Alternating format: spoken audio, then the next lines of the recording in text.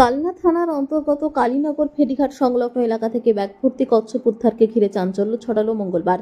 জানা গিয়েছে, এদিন মঙ্গলবার সকালে স্থানীয় এলাকার টোটো চালকদের প্রথমে একটি ব্যাগ পড়ে থাকতে দেখে এলাকায়।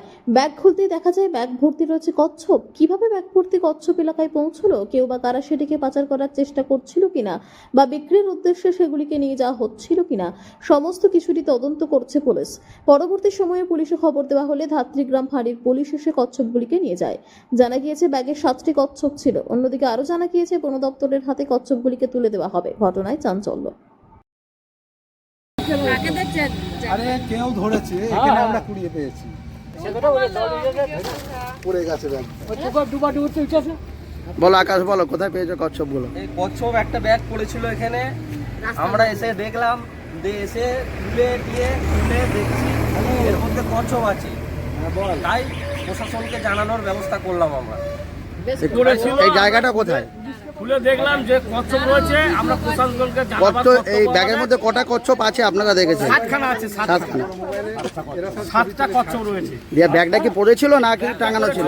এখানে আমরা গল্প করছিলাম, দেখলাম ব্যাগটা পড়ে আছে। আমরা ছুটে গিয়ে দেখি, প্রথমে ভয় পাচ্ছিলাম যে ব্যাগটা লোকাল থানায় কি আপনারা জানিয়েছেন খবরটা? দেখি কচ্ছপ রয়েছে 7টা। আচ্ছা, থানা থেকে কি বলেছে? থানা প্রশাসন তড়িঘড়ি সব এই সাইজের কচ্ছপ, সব এই সাইজের কচ্ছপ, সব প্রত্যেকটা এরকম 7খানা কচ্ছপ রয়েছে।